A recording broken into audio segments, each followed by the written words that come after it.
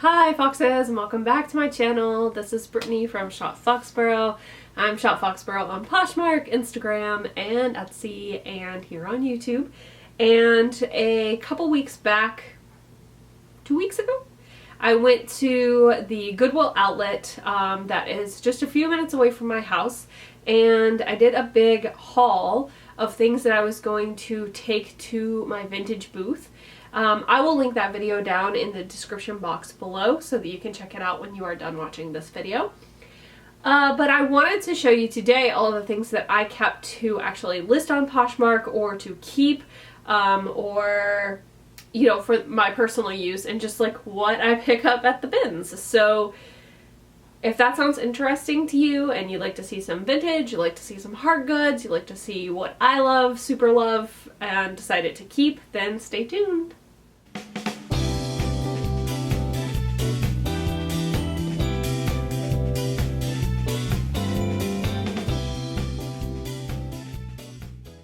So my Goodwill outlets here in New Hampshire have changed the way that they do things since the pandemic. Everywhere in the country is different, and you used to be able to just, you know, walk in whenever, and they had their set hours and they would do their rotations. Whenever they did their rotations, we're not going to pretend that they were on a schedule because they weren't. But now they only let in 45 people at a time, and they start handing out the numbers to get in 30 minutes before the rotation starts. And they only do 3 to 4 rotations per day. Now, I have 2 little boys at home with me literally all the time. So there's no way in holy hell that I am taking them to stand outside of a Goodwill for 30 minutes and then to get inside and shop for an hour and a half. Like, that is just, it's not gonna happen. So when I do get the chance to go, I just kind of like load up. Anything that I think that I can flip, anything that I like, I just put it in my cart and I don't really worry about it. I don't super check it over for a ton of flaws. I do go through my cart at the end, but for the most part, I just buy what I like and try and get through as many bins as possible, because you can only be one person to a bin while you're in there. So, and you only have an hour and a half to shop. So your time is limited, and I would rather just pay a little bit extra for some stuff that I have to redonate or fix than to miss out on going through an entire bin where I could find like a vintage stash that I really want to get to. So, all that being said, I'm going to show you today what I kept for either listing online or for myself. The first thing I picked up is this puzzle. This is a 1,000-piece puzzle from, I think, like the 70s. I don't think it has a date on it. But it is at the Wee Folks Fair. So it's like a little fairy and gnome sort of motif, and anything that has like fairies, unicorns, gnomes, dragons, and it's vintage, I'm on it. I am looking it up and seeing if it's worth picking up. So I looked up this puzzle. There were a couple of them available online, and the cheapest one I found was $44. So I figure I will go ahead and maybe try and build it, because it is mostly put together. They're like literally layers underneath. So I think that if I can just like piece the puzzle back together relatively quickly and then take a snapshot to show that it was or is complete, I am going to list this on Etsy and see if I cannot sell it. I'm doing more of like a hard goods focus for the rest of Q4, so November and December I'm mostly going to be pushing hard goods, and so I did pick up a few with that in mind. I am going to be doing some Christmas stuff. I have a little bit of cleaning to do on this, but it is just a little like needlework tissue paper holder with a cardinal on it. People love stuff like this. I don't particularly know why. It's not my aesthetic, but I do appreciate the craft and the talent that went into stitching this together, and I'll probably charge somewhere around like $15, $16 for that.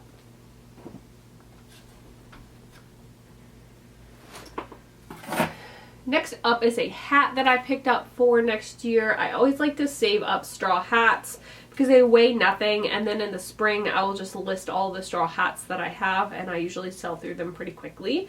This is an American Eagle Outfitters hat, and I just liked it. Little fedora with like some embroidery. Yeah, cute hat. Next up, I got a couple of vintage bodysuits. These are like shapewear. This is Sophistique by Smoothie, and it is the size 34B. The last bodysuit that I listed, it was a bodysuit that was black lace, and I sold that one for $74. So I do think that these are generally worth picking up. And so I got this one. Next, I also picked up this Gap jacket. It is just like a jean jacket with crop sleeves, and it's in a mint color. It's definitely got some stains. It's got some stains at the back of the neck, but I am a stain wizard, so I should be able to get that out no problem. And I actually got this for myself. I don't think I would have bought this to resell. This is a little bit weird, but we have a Mr. Potato Head, and there's always like a battle over who gets the Mr. Potato Head pieces. So I found some loose Mr. Potato Head pieces, and I picked them up. Just have to wash them. They are older ones, definitely vintage Mr. Potato Head pieces. But I am going to put these with our Mr. Potato Heads for the children. This was my favorite find of the day. This is just gorgeous. It is a silk rayon velvet blouse from the probably the 1940s, though I'm going to look at the style and see if I can figure out any more about it. But it is just gorgeous. A very rich green velvet with this beautiful detail at the chest. This is an actual little pocket, and it has this little like chain detail in there. Wow, I just really love that. And it's got a gathered back, which I don't know if you will be able to see. It was most likely meant to be worn with like a collar because the neckline is very like modest and it does hook up here, but I think you could wear without. And it has little belt loops on here, so it probably had a little sash that went with it. This, I have a little bit of mending to do on it, and then it is going to be a part of my holiday collection for this year. But it is so soft and just so pretty, and I could not believe when I found this. And I was not the first person to touch this. Other people had seen it and did not snap it up. One of the reasons that I do think this might be older is that there's no zipper. It is a side closure, and the side closure is snaps, which is very typical of like the 30s, and so that one might be a little bit older. Eventually, someday, I'll either be able to take things into consignment or I will take them to thread up. But I just found this little like Intimately Free People tank top, and I went ahead and picked that up. I don't know, it's a size small. Probably cost me like, I don't know, 40 cents maybe, so I went ahead and picked that up.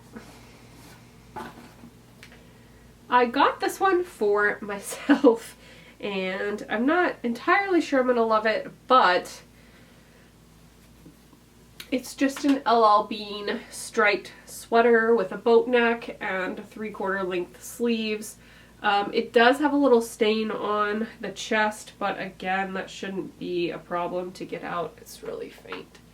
But I think this is cotton, and it's nicely knit, so I wanted to get that for myself.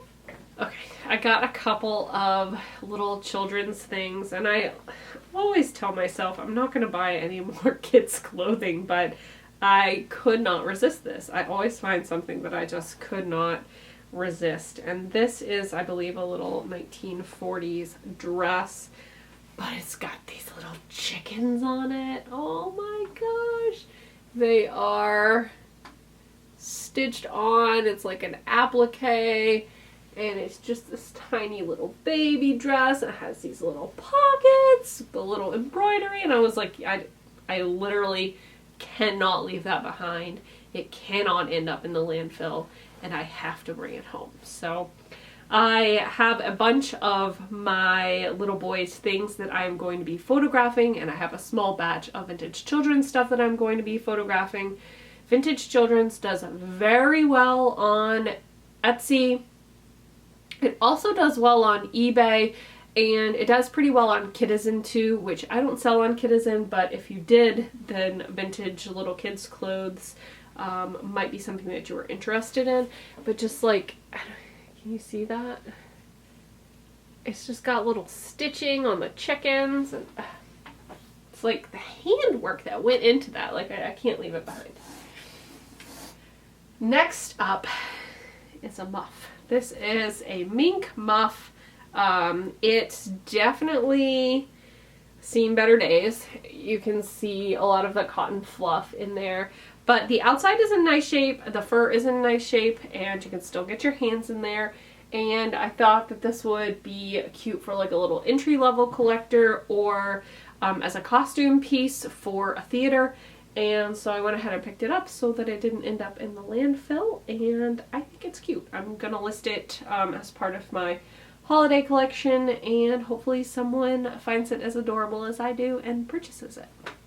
I had to have this given the time of year, although I probably would have bought it no matter what, but it is a Ouija board, and it is an actual Parker Brothers vintage Ouija board. You can see there, and I just loved the art on it. I'm just gonna prop it up somewhere in my house. And more vintage children's stuff that I could not leave behind. All right, this little cardigan is so cute. This is probably, again, from that like 40s, 50s era. But let's just talk about this intarsia knit and how cute that is. It has a little metal zipper. I'm trying to zip this up so you can see what it looks like. And then it has like a 3-button closure at the top. It's just so cute. Look at that. Look at that. Literally adorable. I could not leave this behind, even though it is definitely a bit pilly, but just like hearts, and I'm pretty sure those are birds. Those are birds, right? Yeah, hearts and birds, and so cute, so cute. And now I have vintage kids stuff I have to list. This one is an Adriana Papel, but it is Papel Boutique, which is definitely like the nicer line, and her stuff is actually really expensive, and I've found that when you find the right pieces, it actually sells pretty well and pretty quickly. So I just thought that this was really pretty. It is fully beaded, and then it just has like the little pointed scalloped hem, and it's in beautiful shape. It's silk. And I thought that it just being like a tank top was maybe a little bit more versatile than maybe like a short sleeve or a long sleeve beaded piece or a skirt. I feel like you could just wear this with jeans and it would look great. But yeah, I just really, I mean, just look at that beadwork. Amazing. Amazing. More vintage children's. I am the worst. Okay. This is a little 18-month children's overall set. I wish it were Oshkosh because then it'd be worth like $100. But I don't think it is. And it is just the cutest little fruit print. See the citrus and the berries in there, and then it has these like gingham contrast pockets and the little frilly bottoms, like, oh, so cute. And then the buttons here are flowers. If it sees my face, it tries to focus on me. Anyway, so I bought that. This is actually a dress that I got in my Stitch Fix palette, but then I found another one in a different colorway at the bins, and it is by Max Azria. Retailed for some ridiculous amount, I don't know, $120 or something like that. Oh, it's Max Studio, sorry, not Max Azria. It's very different brands, by the way. But I just really liked the brown, like rusty, floral, and then it's got like ruffles at the neckline, and it's a true wrap dress, so I just thought that was really cute for the price point, and I wished it was my size, but it is a small. I almost did not buy this, but I will show you why I did. People do love Disney. I love Disney. This is cute. It's a little Peter Pan shirt. It says "Never Grow Up," and it has Peter Pan inside. It is licensed Disney because it has a tag on the inside here, but it's reversible or something. It's like it's screen printed on the inside too, with a picture of them like flying through the sky, and then it has the Skull Island there. So I just, because it was printed on the inside and the outside, I thought that was cool, and that's why I bought it. I probably shouldn't have bought this, but again, it's like two things that I love. It's gingham and polka dots. It is a vest. It's like one of those quilted kind of puffer vests. This is by Talbot's. It's a size small. I believe I actually own this in my size, but yeah, it's just really cute, and it has functional pockets here, so I bought that. Next is vintage. I literally threw any vintage I could find that was relatively stylish into my cart, and so I was excited to find these, and they are like a super high-waisted wide leg pants. Look at that print. Look at that. Just amazing. So at first I thought these might just be like a chintzy brand, like, you know, wish.com or something like that, but I could tell by the age of the stitching. It's a poly knit fabric, it's not a double knit, but it's a knit, and then like the stitching is kind of broken here. Can you see that? Get my head out of the way. And then the hem is a blind hem, so, you know, I mean, they don't do that on modern garbage clothing, so I thought that that was pretty cool. I'm going to see if I can squeeze into these to model, and if I can, I think they'll sell better, but either way, I think they'll be a pretty quick sell once I fix the stitching on the waistband. Another bustier. This one is Sears. I am not sure if this is vintage, but it was assembled in Mexico with US materials, so I don't think it was recent. Anyway, it's just a nice little bodysuit with, it's got like some lace detail down here, and then that nice little cup up here. Oh yeah, I was so excited when I found this. If you ever wish that you had a jumpsuit slip, now you can. And it's purple. This like gave me I Dream of Jeannie vibes so hard. But the top is completely sheer lace, and then it is literally a jumpsuit. It is pants, it is a jumpsuit, and I think it's freaking fabulous. It does have like a little faint bleach spot there, but I don't care. I had to have it. And it is by Undercover Wear. and it's a size medium. Purple. Purple. Hi. I'm Giuseppe. Can you wave? Very nice. I plan on doing a large lingerie drop for Valentine's Day, so I picked up this Victoria's Secret little negligee thing, and I liked the detail at the hem. Thought that was pretty. This, I didn't even look at this before I threw it into my cart. It's a bit like wrinkly and not buttoned up, but it is a dress.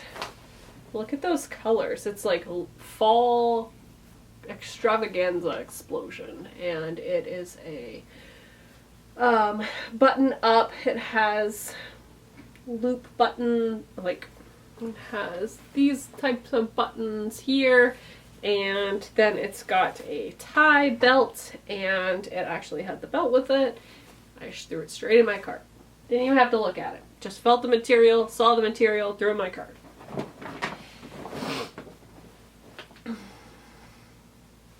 I don't know how these are going to do. I'm hoping that they go well, but because they are a bigger kid size, I'm not entirely sure. This is Mickey for kids, size 14-16, a vintage purple corduroy overalls with Minnie and Mickey and Daisy on the front. And it has a big patch on the pocket. I'm hoping like some tiny Disney lover or I don't even know. I'm just hoping someone will buy these, but I couldn't leave them behind, so now they are coming to my Etsy shop in my Poshmark closet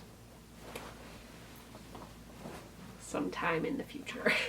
Oh, these I got for the consignment store. They're always taking athletic wear. Doesn't matter what time of year.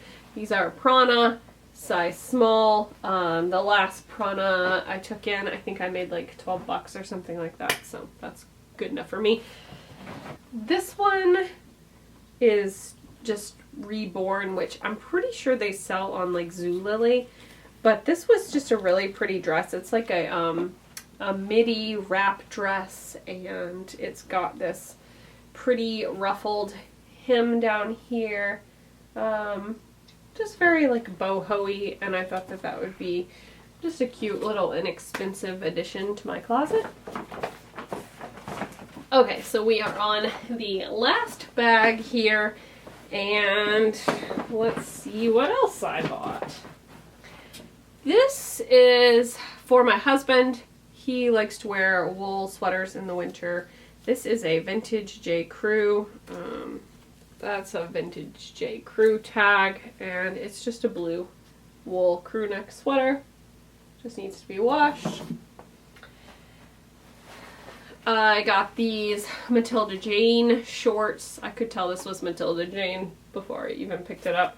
It's just got this little like floral print and then these little like ruffly pant legs. These are for kids. This is a size 10. That sort of has like a cult following. These are just jammies for my kids. Because why buy things new when you can get them at the bins? Another sweater for my husband. This is a vintage Abercrombie and Fitch. This is wool and acrylic blend. And it's just a nice reddish rust color. I thought that he would look good in that. Needs to be washed. Has some mysterious hair from some kind of pet on it. Another vintage children's item. This was also just too cute. It is by Cinderella, which was a little girl's brand up until I think the 80s. And it's just this cute little plaid jumper. Little woolen, so adorable. This is, I don't know if it has a size. Let's see. Size 5. That would fit a 5-year-old? If they say so. maybe a really short 5-year-old. Anyway. These I probably should have taken out of my cart, but I forgot and they're buried in the bottom. But they are just universal thread jeans, and they had an interesting hem which I liked. This is like a double raw hem, like a released raw hem, and they are a high rise, and so pretty recent pair of jeans. And I was gonna kind of take them to the consignment store, but I think I'll probably just pop them up on Poshmark. Usually when I list universal thread, it sells within like a week or so, so it's just the return on investment is not huge, but I should probably be able to make like 10 bucks on those, so it's not too bad. Alright, 2 more things. I picked up this vintage Viewmaster. I don't know if you guys will remember these. If you are older like me, you will, but I got this for my kids so that if I ever find the slides, I will have a Viewmaster that we could use it with. And there were no slides in the bin with it. The slides are usually more valuable because everybody has one of these and not everybody has all the different slides. So a lot of times people will grab the slides but not take the Viewmaster. Some of them can be very, very good money. So if you ever find vintage Viewmaster slides and you can get them for cheap, not a bad idea. And the last thing that I picked up was these Torrid Boots. It was at the very end and nobody had taken them, and I just walked past a bin and there they were. And they look like they've never been worn. The insides are perfect, the outsides are perfect, there's no scuffs, and it's just like a basic black boot. And I did learn that Torrid's shoes are in mostly wide sizes, so if you have like a narrower foot, they won't necessarily work for you. So that's it. That is all the stuff that I picked up from the Goodwill Outlet. I spent $58. It was something like 39 pounds worth of stuff. Again, I will put that haul up here so that you can just click on it up there if you would like to see the things that I got for my vintage booth. Or I will put it in the description below if you want to wait till the end of this video. But let me know down in the comments what your favorite thing was, and it better be that children's chicken dress. I'm just kidding. Just tell me what your favorite thing was from this haul, and if I showed you anything new that you wouldn't have thought to pick up before. And yeah, so go ahead and give me a thumbs up, and if you like vintage content, hauls, fashion, Poshmark, all that stuff, go ahead and hit the subscribe button. I would love to have you here on my channel. I do try and post videos twice a week. Sometimes it doesn't happen, but when it does happen, we're gold. Don't forget to subscribe. Don't get to subscribe. Don't forget to subscribe. Don't get to subscribe. Subscribe. Subscribe. And now give a thumbs up.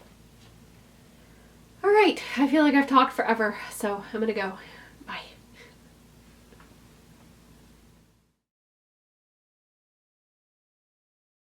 Spooky. Werewolf bar mitzvah. Spooky, scary.